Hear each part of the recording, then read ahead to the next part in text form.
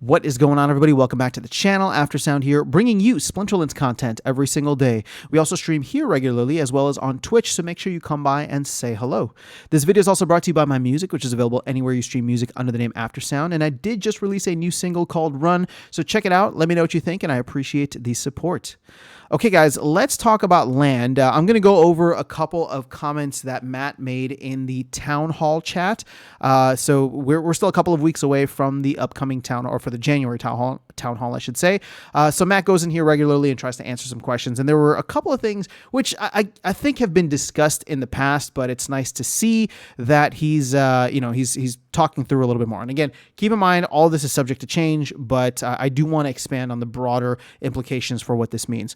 So first one here, and I'm not going to talk about the questions that led to them. I think the answers are more than enough to really define that. But he says, I would definitely like to incorporate land into survival mode as well as many other areas of the game as soon as possible. I don't plan to make it via grain directly. I believe this is what for like the revival. Or, well, actually, I don't even know. But here, instead, the idea is that grain is what is needed to fuel the workers in order to produce other things like revival potions or whatever we end up calling them. And for people who are unfamiliar, revival potions are going to be the things that you can use in order to reduce or remove the cooldown times for certain cards, right? With survival mode, it's like anytime a card loses or falls in battle, based on the rarity, based on the level of the card, it's going to be in cooldown for a significant period of time, at which point revival potions should either be able to remove that or reduce it significantly. We'll see how that ends up playing out.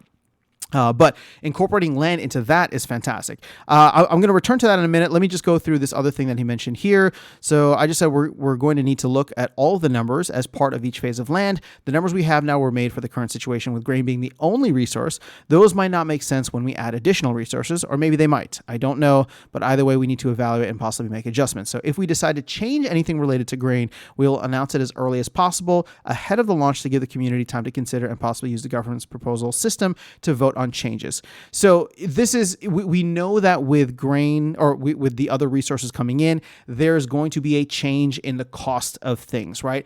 I don't know if this question was necessarily talking about how much grain, units would need, but we definitely know that there's going to be a stone, wood, and ore cost for each of the, or additional cost for each of the, items like research or SPS in order to get that. So all he's saying here is that everything is subject to change, right? The main takeaway is everything is subject to change.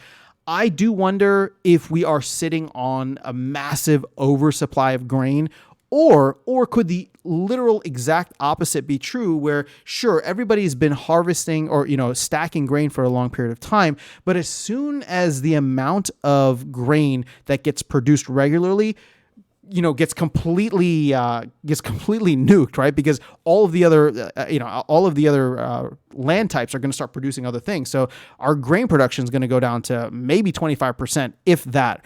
My guess is that there's a chance, right?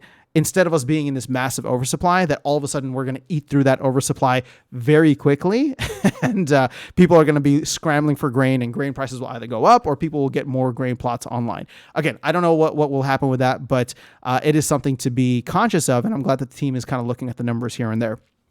So going back to this first part here, I love this idea. If you remember over the summer or last summer, I was trying to give ideas for things that we could incorporate into the game, such as like a consumable card, a consumable unit, right? Like a scarecrow, or if they wanted to get items and spells into the mix. Again, that would require massive maybe updates and changes to the gameplay itself, just because like how would you get a like non-NFT card or like a consumable NFT card in game with the scarecrow? Or would you, is the team ready to add in like a basic items and spells phase the same way that they did with tactics? Again, it would just require a lot of work from the team, whereas maybe this revival potion thing is something that doesn't require much work, but does offer immediate utility for a game mode that's coming up. Now, I don't know what the demand for revival potions will be, but whatever it is, if there is demand, this is going to be something where land has immediate utility, and hopefully we will see a lot of people going in and purchasing, burning resources for land, or if it's something like where I don't know, like a workshop or something where you have to create a work site in order to make these revival potions, and then you can go and sell them on the secondary market. Like that would be awesome, right? Because then land really becomes something that that is crucial to the game, or at least one of the game modes. So I really like the way that this is moving forward. I made a video a while back about land and saying, like, I think the team really needs to pivot on land, not to get away from 2.0, right? Eventually, I think we want to get to 2.0, 3.0 and all that. But incorporating things like this, right? Having the flexibility to be like, hey, you know what? We got this new game mode coming out. Revival potions are going to be a thing. What if you could make those on land, right?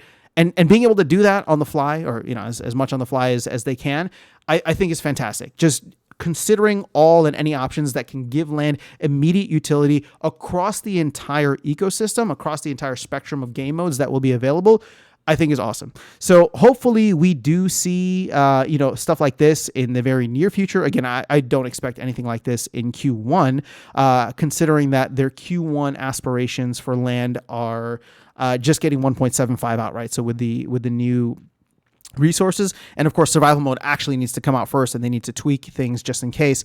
So I would expect this at the very least, or at the very earliest, maybe sometime in Q2, if we can get it there. But again, I like the direction that it's going. Hopefully it's not a 2026 thing, but the team's been pretty good about pivoting and getting things out that makes sense with a certain sense of urgency and priority. So I'm looking forward to it. Let me know your thoughts though in the comments below. Otherwise, I will catch you all in the next one and see you around the game. Take care.